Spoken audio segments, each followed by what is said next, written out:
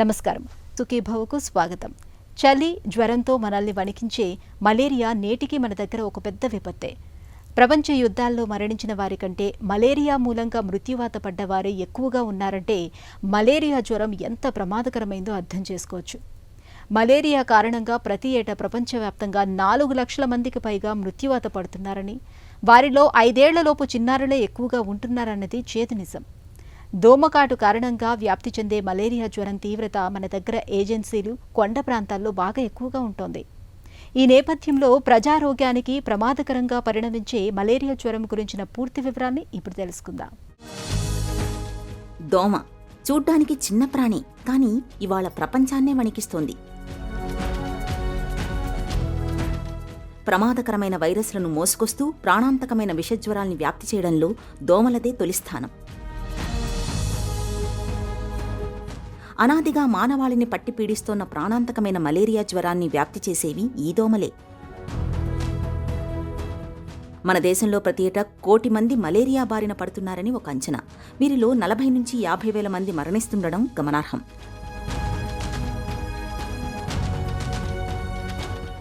పసిపిల్లలు, 5 ఏళ్లలోపు పిల్లలు, గర్భిణులకు మలేరియా మరింత ఎక్కువ ప్రమాదకరంగా పరిణమిస్తోంది. మలేరియా జ్వరానికి మూలం ప్లాస్మోడియం పరాన్నజీవి. ఇది ఆడ అనాఫిలస్ దోమల ద్వారా వ్యాపిస్తుంది. మలేరియా గలవారిని కుట్టిన దోమలు తర్వాత మరొకరిని కుట్టినప్పుడు ప్లాస్మోడియం పరాన్నజీవి ఒకరి నుంచి మరొకరికి వ్యాపిస్తుంది. దీనిలో ఫాల్సిఫారం, వైవాక్స్, ఓవెల్, మలేరియా అని 4 రకాలున్నాయి. వీటిలో ఫాల్సిఫారంతో వచ్చే జ్వరాలే ఎక్కువని చెబుతారు డాక్టర్లు. చాలామందికి మలేరియా గురించి అంత సీరియస్నెస్ తెలియదు. ప్రపంచవ్యాప్తంగా పోల్చుకుంటే ఆల్మోస్ట్ 2.5 crores దీని గురించి ఎఫెక్ట్ అవుతారు.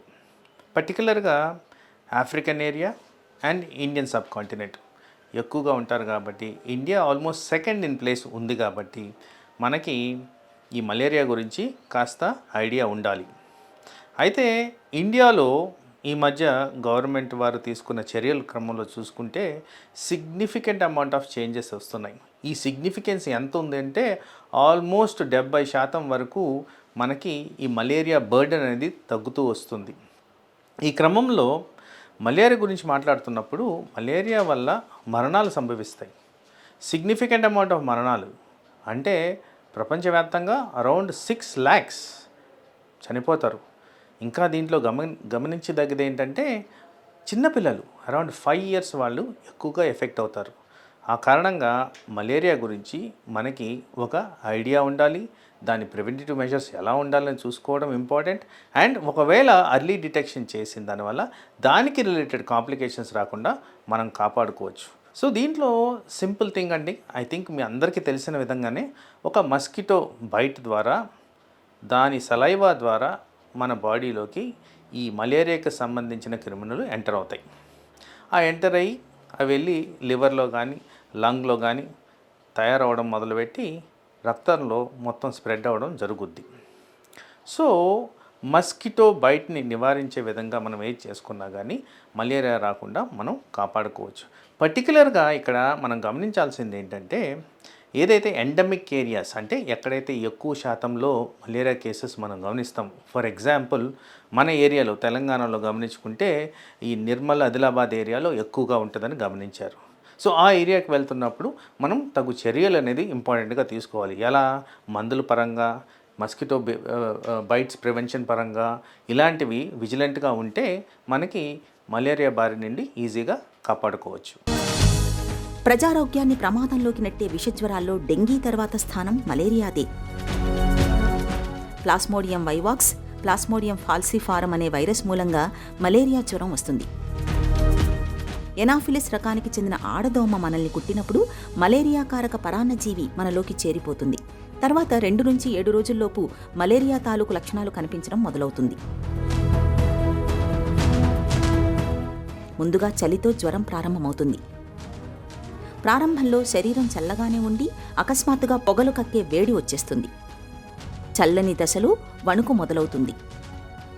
చలి, వణుకు ఉన్నప్పుడు జ్వరం 104 degrees Fahrenheit నుండి 105 degrees Fahrenheit పెరుగుతుంది. వణుకు, చలి, తలనొప్పి, కండరాల నొప్పులు తగ్గాక ఒళ్లంతా చెమటతో తడిసిపోతుంది. మలేరియాలో జ్వరం, చలి, తలనొప్పి అనేవి రోజు విడిచి రోజు కానీ 2 రోజులకు కానీ వస్తుంటాయి. మలేరియా జ్వరంలో నోరంతా చేదుగా ఉండి ఆహారం సహించకుండా ఉంటుంది. ఈ లక్షణాలు కనిపిస్తున్నప్పుడు ఆలస్యం చేయకుండా డాక్టర్ని సంప్రదించాలి. మలేరియాలో 5 రకాలు ఉంటాయి, 5 రకాల స్పీసీస్. ఒక్కొక్క రకానికి ఒక్కొక్క టైప్ ఆఫ్ ప్రజెంటేషన్ ఉంటుంది. పర్టికులర్గా మలేరియా గురించి చెప్తున్నప్పుడు మలేరియాలో ఒక ప్యాటర్న్ ఆఫ్ ఫీవర్ ఉంటుంది. దీన్ని సైక్లిక్ ఫీవర్ అంటాం. ఈ ఫీవర్ ఏంటి? 12 గంటలకు ఒకసారి, 24 గంటలకు ఒకసారి, 36 గంటలకు ఒకసారి ఆ టైప్ ఆఫ్ మలేరియల్ ఆర్గానిజం బట్టి వేరియేషన్ అనేది వస్తుంది.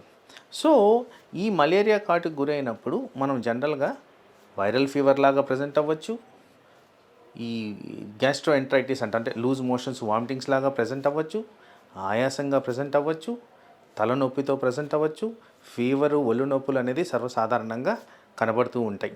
బట్ ఈ స్టేజ్లో నేను డిటెక్ట్ చేస్తే ఎర్లీ డిటెక్షన్ వల్ల ఈజీగా ట్రీట్మెంట్ అనేది రావచ్చు. ఒకవేళ ఇది డిటెక్ట్ చేయలేని పక్షంలో, డిటెక్షన్ అంటే ఏంటి? ఒకవేళ మస్కిటో బైట్స్కి ఎక్కువగా గురవుతున్నామా, ఎండమిక్ ఏరియాకి వెళ్ళున్నామా, ఆ ఏరియాలో ఎక్కువగా ప్రెవలెన్స్ ఆఫ్ మలేరియా ఉందా యాక్టివ్గా, ఇలాంటివన్నీ కూడా మనం హై రిస్క్ కింద సస్పెక్ట్ చేయాల్సిన అవసరం ఉంది.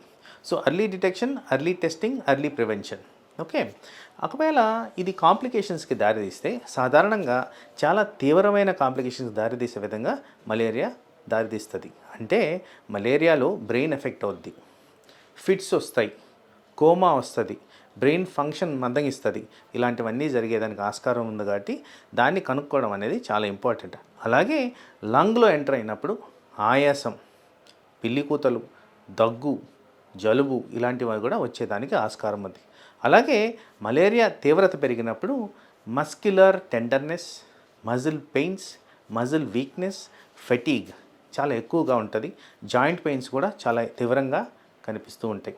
అలాగే మలేరియా రక్తనాళాలని, రక్త కణాలని ఎఫెక్ట్ చేస్తుంది. ఆ సందర్భంలో రక్త కణాలు పిగిలిపోయి జాండీస్కి దారితీయడం, లివర్ని ఎఫెక్ట్ చేయడం ఇవన్నీ కూడా జరిగేదానికి ఆస్కారం ఉంది. ఇంకా తీవ్రమైన పరిస్థితుల్లో కిడ్నీల మీద కూడా ఎఫెక్ట్ పడే విధంగా మనము గమనించాల్సిన అవసరం ఉంటుంది. సో సీరియస్ కాంప్లికేషన్స్కి దారితీస్తుంది కాబట్టి మలేరియాని ఆదిలోనే అరికట్టడం చాలా important. Early detection, early prevention వల్ల మనకి ఈజీ రికవరీ అనేది జరిగేదానికి ఆస్కారం. మన దేశంలో మైదాన ప్రాంతాల్లో మలేరియా కేసులు తగ్గుముఖం పట్టినప్పటికీ కొండలు, కోనలతో కూడిన ఆదివాసీ ప్రజలు నివసించే చోట మలేరియా ఎక్కువగా ప్రబలుతూ ప్రాణాంతకంగా పరిణమిస్తోంది. చికిత్స తీసుకోకుండా నిర్లక్ష్యం చేస్తే క్రమంగా మృత్యుకుహరానికి తీసుకెళ్లే మలేరియా జ్వరం గురించిన పూర్తి వివరాల్ని ఇప్పుడు తెలుసుకుందాం. మలేరియా బారిన పడ్డప్పుడు విపరీతమైన చలి, వణుకుతో తీవ్రమైన జ్వరం వస్తుంటుంది. కొందరికి తలనొప్పి, ఒళ్ళు నొప్పులు, వాంతులు కూడా ఉండొచ్చు. చిన్నపిల్లల్లో కొందరికి నీళ్ల విరేచనాలు కావచ్చు. మలేరియా ముదురుతున్న కొద్దీ రక్తహీనత, కామర్ల వంటి సమస్యలు మొదలవుతుంటాయి. మలేరియా సోకిన రోగికి సకాలంలో చికిత్స అందకపోతే ప్రాణాంతక పరిణామాలు తలెత్తవచ్చు. మలేరియా వల్ల రోగి మెదడులోని రక్తనాళాల్లో వాపు, ఊపిరితిత్తులలో ద్రవం చేరడం, రక్తం గడ్డకట్టడం, ప్లేట్లెట్స్ సంఖ్య తగ్గడం, శ్వాస తీసుకోవడంలో ఇబ్బందులు వచ్చే అవకాశాలుంటాయి. అంతేకాదు మలేరియా సోకిన వ్యక్తులకు కాలేయం, మూత్రపిండాలు వంటి ప్రధాన అవయవాలు చెడిపోయే అవకాశాలు కూడా పెరుగుతాయి. దోమ వదిలిన మలేరియా తాలూకు పరాన్నజీవి మన రక్తంలోని ఎర్ర రక్త కణాల్ని దెబ్బతీస్తుంది. దీంతో రక్తహీనత మొదలవడం, హిమోగ్లోబిన్ కిడ్నీల ద్వారా బయటకు వెళ్లిపోవడం, తద్వారా మూత్రం నల్లగా రావడం వంటి సమస్యలు కనిపిస్తుంటాయి. సాధారణంగా ఒక మస్కిటో బైట్ తర్వాత 2 నుంచి 3 వారాల తర్వాత మలేరియా ఇన్ఫెక్షన్ అనేది కనిపించే విధంగా లక్షణాలు ఉంటాయి. సో ఈ లక్షణాలు కనిపించినప్పుడు మనము హై ఇండెక్స్ ఆఫ్ సస్పిషన్ అనేది మనం గమనించుకోవాలి. హై ఇండెక్స్ ఆఫ్ సస్పిషన్ అంటే ఏంటి? ఎండమిక్ ఏరియా ఆఫ్ మలేరియాకి వెళ్ళామా, హై ఇన్సిడెన్స్ మలేరియాకి వెళ్ళామా, ఆ ఏరియాలో మీరు మలేరియా కేసులకి ఎక్స్పోజ్ అయ్యారా, దోమకాటుకి గురయ్యారా, ఇలాంటివన్నీ హై ఇండెక్స్ ఆఫ్ సస్పిషన్. అలాగే సైక్లిక్ ప్యాటర్న్ ఆఫ్ ఫీవర్. ఇదివరకు నేను చెప్పినట్టు ఆ ఫీవర్ ఒక ప్యాటర్న్లో వస్తుందా, 2-3 రోజుల్లోనే మనకు తెలిసిపోద్దండి. దానికి సంబంధించి ఈ హెడేక్, ఒళ్ళు నొప్పులు, చలి జ్వరము ఎక్కువగా వస్తుందా, ఇలాంటివన్నీ కూడా గమనించినప్పుడు ఎస్ ఇది malaria. Early detection, early prevention, early recovery. So ఇది గుర్తుపెట్టుకోవాలి. కాబట్టి కంపల్సరీ మనము రిస్క్ స్ట్రాటిఫికేషన్ చేసుకుంటూ అర్లీగా దీన్ని డిటెక్ట్ చేసిన దానివల్ల, అర్లీ ట్రీట్మెంట్ ఇచ్చిన దానివల్ల కాంప్లికేషన్స్ రాకుండా కాపాడుకోవచ్చు. సో మలేరియా జనరల్గా ఏమవుద్దంటే కాంప్లికేషన్స్ అనేవి చాలా తీవ్రంగా ఉండేదానికి ఫస్ట్ మిస్సింగ్ ద బోట్, అంటే ఫస్ట్ రిస్క్ స్ట్రాటిఫికేషన్ ఉన్నప్పుడు దాన్ని సస్పెక్ట్ చేయకపోవడం, ఆర్ మనము ఎండమిక్ ఏరియా విజిట్ చేస్తున్నప్పుడు దీనికి ప్రొఫ్లాక్టిక్ మెడిసిన్ అంటే ప్రివెంటిటివ్ మెడిసిన్ ముందుగా వాడడం. అంటే జనరల్గా సజెస్టెడ్ ఏంటంటే మనం స్టార్ట్ అయ్యే ఒక వారం రోజుల ముందే మందులు స్టార్ట్ చేయడం, అక్కడికి వెళ్ళిన తర్వాత వచ్చిన తర్వాత వరకు మందులు వాడుతూ ఒక 2 వారాలు వాడడం. దీని కారణంగా మనకి మలేరియా రాకుండా ప్రివెంట్ చేసుకోవచ్చు. ఈ విధంగా ఏం చేస్తున్నాము, ఈ కాంప్లికేషన్స్ రాకుండా మనం అవాయిడ్ చేస్తున్నాం. మరి కాంప్లికేషన్స్ అంటే ఏంది? Renal failure leading to dialysis, coma leading to ICU admission, ventilation, ఆయాసం, గుండె దడ, ఇలాంటివన్నీ తీవ్రమైన ఒత్తిళ్లు వచ్చేదానికి ఆస్కారం ఉంది. రక్తహీనత another important area of concern, multi organ failure, sepsis. So ఇలాంటివన్నీ జరగడానికి కారణం ఉంది. కాబట్టి మలేరియాని అర్లీ డిటెక్షన్ చేస్తూ కాంప్లికేషన్స్ రాకుండా ప్రివెంట్ చేసుకోవాలి. మలేరియా జ్వరాన్ని చాలా వరకు రోగిలో కనిపించే లక్షణాల ఆధారంగానే డాక్టర్లు గుర్తిస్తుంటారు. చలి జ్వరం ఉన్నప్పుడు దాన్ని చాలా వరకు మలేరియాగా అనుమానించవచ్చు.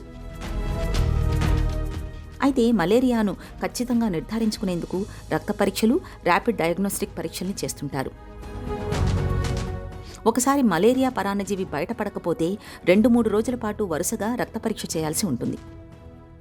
Rapid diagnostics test RDT, parasite FV ద్వారా పాల్సిఫారం, వైవాక్స్ రకం మలేరియాలను నిర్ధారిస్తారు. 2 కన్నా ఎక్కువ రకాల పరాన్నజీవులను గుర్తించడానికి ఇప్పుడు పారామాక్స్ కిట్ అందుబాటులో ఉంది. ఈ పరీక్షలను ఎక్కడైనా చేయొచ్చు, ఖర్చు కూడా తక్కువే. మలేరియా నిర్ధారణకు PCR test, malaria antibodies test అనే పరీక్షలు కూడా ఉన్నాయి. కానీ వీటిని వాళ్ళ పెద్దగా వాడటం లేదు. చలి జ్వరం మొదలై 2-3 రోజులు గడుస్తున్నా లక్షణాలు తగ్గుముఖం పట్టనప్పుడు ఆలస్యం చేయకుండా వెంటనే రక్త పరీక్షల్ని, ర్యాపిడ్ డయాగ్నోస్టిక్ పరీక్షల్ని చేయించుకోవటం మేలు. సో జనరల్గా సస్పిషన్ ఆఫ్ మలేరియా ఉన్నప్పుడు దీనికి 3 రకాల టెస్టులు ఇప్పుడు మనకి వెలుగులోకి వచ్చాయి. ఒకటి ఏంటంటే పాతకాలం టెస్టు, బ్లడ్ స్మియర్ టెస్ట్, డైరెక్ట్గా మైక్రోస్కోప్ కింద ఈ మలేరియా క్రిములను గమనించడం. రెండోది ఏంటంటే ర్యాపిడ్ టెస్ట్ అంటాం, ఇది మలేరియల్ యాంటీజెన్ డిటెక్షన్ చేసేది. మూడోది ఏంటంటే రీసెంట్గా కొద్దిగా హై ఈల్డ్ వచ్చే టెస్టు, అది పీసీఆర్, పాలిమరేస్ చైన్ రియాక్షన్కి సంబంధించిన ఒక టెస్ట్. సో ఇలా 3 డిఫరెంట్ టెస్టుల ద్వారా మనం మలేరియాని డిటెక్ట్ చేయొచ్చు. సో జనరల్గా మనము మలేరియా సస్పెక్ట్ చేసినప్పుడు కన్ఫర్మేషన్ అనేది first thing. High index of సస్పిషన్లో ఫస్ట్ కన్ఫర్మేషన్ చేసుకోవడం ఇంపార్టెంట్. కన్ఫర్మేషన్ చేసిన వెంటనే ట్రీట్మెంట్ అనేది ఇనిషియేట్ చేయాలి. ఈవెన్ కన్ఫర్మేషన్ సరిగ్గా రాకపోయినా కానీ, హై ఇండెక్స్ ఆఫ్ సస్పిషన్ ఉన్నా కానీ మీరు ట్రీట్మెంట్ స్టార్ట్ చేసిన దానివల్ల బెనిఫిషియల్ ఎఫెక్ట్స్ అనేవి ఉంటాయి. సో బెనిఫిషియల్ ఎఫెక్ట్స్ ఎలా ఉంటాయంటే, ఫర్ ఇన్ కేస్ బ్లడ్లో డిటెక్ట్ అయిన పక్షంలో మనకి ఆ లోడ్ ఆఫ్ మలేరియల్ పారాసైట్స్ తగ్గేదానికి ఆస్కారం ఉంటుంది. ఎందుకంటే ఇక్కడ ట్రీట్మెంట్ అనేది స్టార్ట్ చేసినప్పుడు క్లోరోక్విన్ అనేది కామన్గా వాడే ట్రీట్మెంట్, తర్వాత ఆర్టిసోనేట్ అనేది ఇంకో విధంగా వాడే ట్రీట్మెంట్ ఎక్కడైతే రెసిస్టెన్స్ ఉంటుందో, అలాగే కొన్ని ఏరియాస్లో డాక్సిసైక్లిన్ కూడా వాడడం జరుగుద్ది.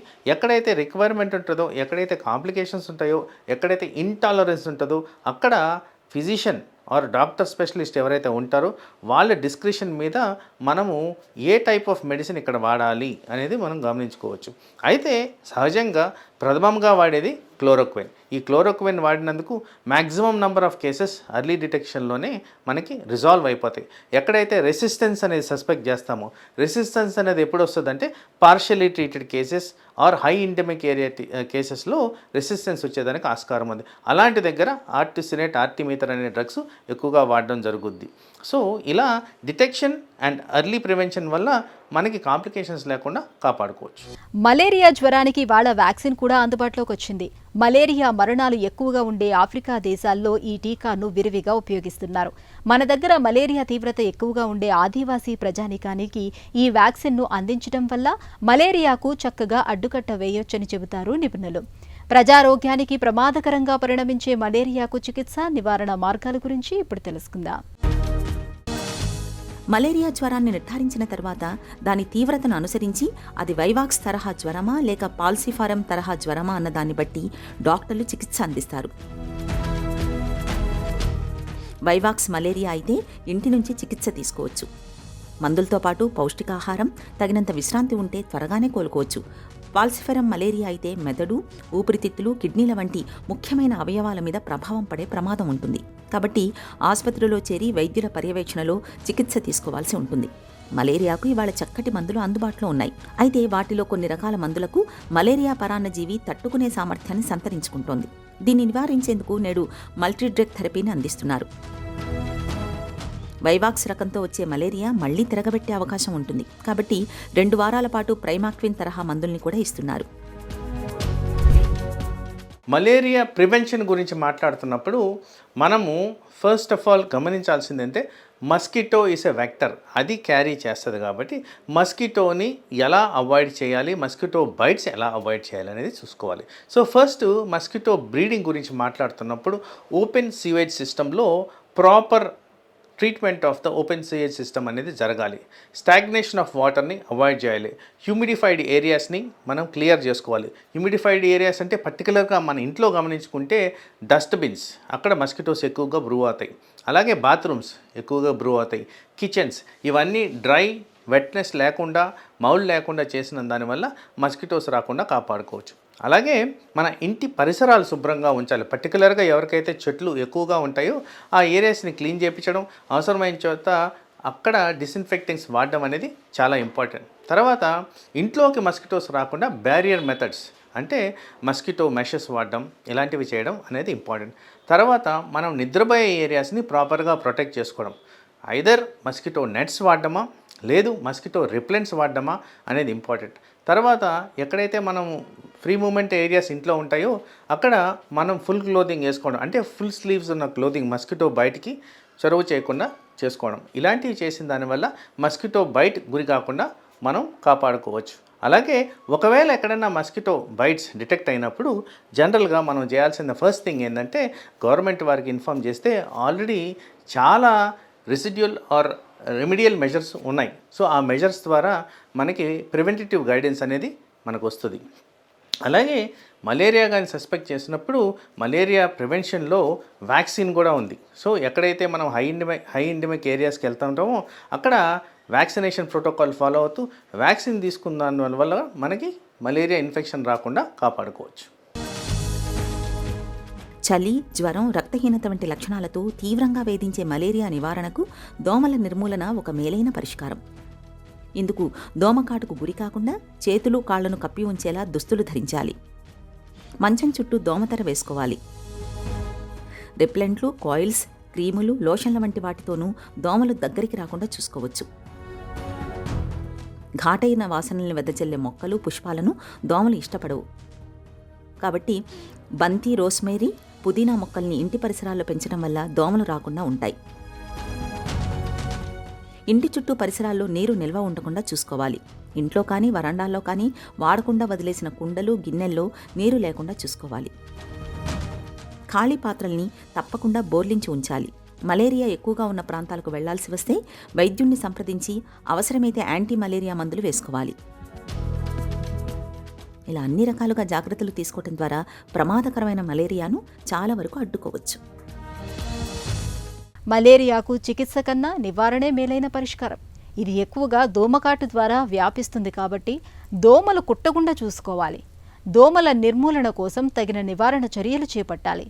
ఇందుకు పరిసరాల్ని పరిశుభ్రంగా, పొడిగా ఉంచుకోవాలి. పౌర సమాజం స్వచ్ఛ భారత్ స్ఫూర్తికి నిరంతరం గొడుగు పడితేనే మలేరియాను చాలా వరకు కట్టడి చేయొచ్చు.